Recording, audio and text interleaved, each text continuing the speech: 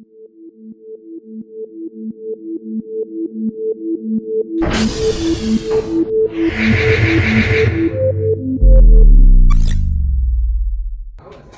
ini video untuk cloning data dari ECU original yang ini ke ECU donornya yang ini.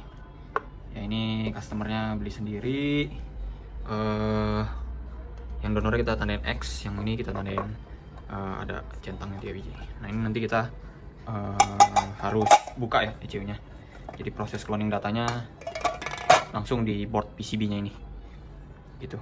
Nah, ini ECU yang donornya udah kondisinya seperti ini ya.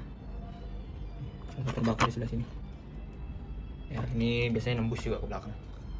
Nah, nembus ya, ini udah biasa lah untuk Mercy ini, jenis ECU ini seperti ini ya. Nanti kita proses untuk baca ini dulu, ECU originalnya kita baca dulu, nanti setelah itu baru kita cloning. Oke, ini untuk ECU originalnya udah terpasang. Ini perlu power di sebelah sini tadi koneksinya ya. Untuk power kita pakai adapter juga kayak gini, adapter ya. Adapter dengan power ini udah terhubung, ini powernya belum. Oke, power udah oke. Kita identify.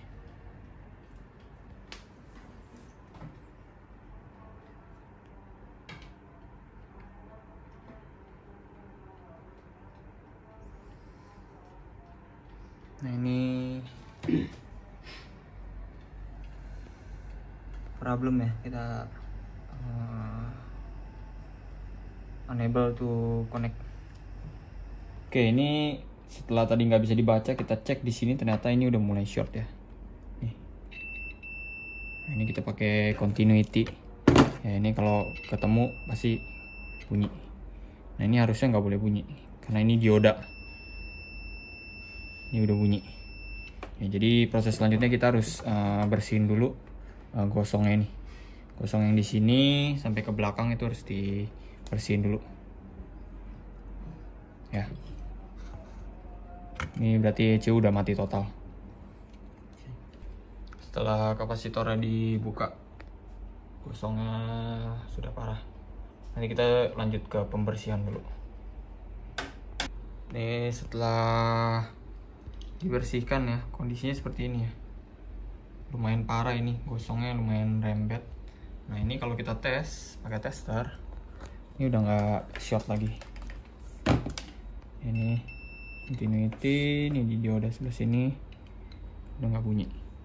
Nah, dia sebenarnya di belakang juga ada dioda yang tadi harusnya juga bunyi juga ya, sekarang udah hilang. Di sebelah sini tadi nggak boleh bunyi juga, sekarang udah hilang, ini udah bagus ya. Tinggal kita rapihin jalurnya karena ini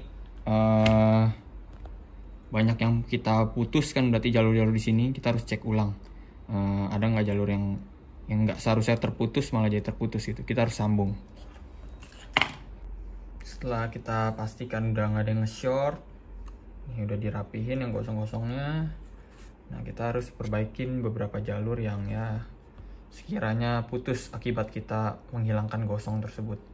Itu oleh karena itu kita kadang butuh ECU pembanding. Oke, ini udah dipastikan jalurnya oke, nggak ada lagi yang gosong nih, nggak ada lagi yang nge-short nih, udah boleh lanjut untuk dibaca. Oke, kita coba baca lagi. Ini tadi ya, ini udah dibersihin, kabel-kabel juga udah disambung, adapter disambung, power udah oke, juga udah ada power. Sekarang kita lanjut untuk coba tes identify apakah sudah bisa. Kalau belum bisa berarti kita harus cari lagi, mungkin masih ada jalur yang terputus. Nah, ini udah bisa ya, dari retrieving.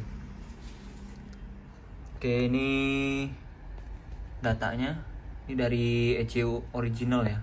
Nah, ini udah ada nomor rangkanya juga, bisa dicocokin sama yang di samping pintu atau di STNK. Ya, ini kita udah bisa baca untuk read backup.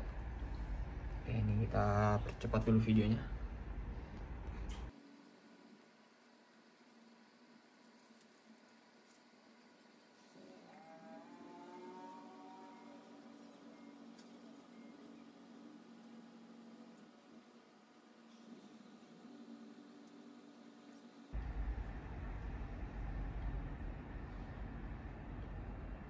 Oke, ini udah berhasil kebaca, kita save dulu filenya.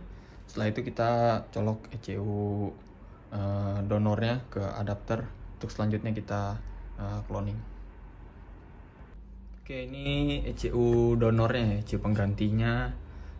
Customernya beli sendiri, nggak beli sama kita. Nah, dia infonya beli dari Cina ya. Jadi tugas kita hanyalah untuk cloning data dari ECU lama ke ECU pengganti ini. Udah di luar itu, di luar tanggung jawab kita. Nah, karena ini prosedurnya harus buka ECU, jadi kita izin ke customer untuk buka ECU-nya. Dan ternyata ini bukan ECU baru ya. Ternyata ini ECU bekas. Ini kelihatan ya dari kalengnya beda warna. Dan ini sebelah sini ECU bekas dan sudah mulai rusak juga. Jadi di sini kelihatan mulai gosong ya sebelah sini. Ya. Mulai gosong. Nah, nanti kita cek lagi juga sekalian apakah nge-short juga apa enggak ECU-nya. Oke, ini kita tes lagi. Ini continuity. Cek di dioda ini enggak nge-short, ini bagus. Nah, ini nge-short juga. Sama. Kayak ECU originalnya. Ini jadi ECU donornya nggak bisa dipakai.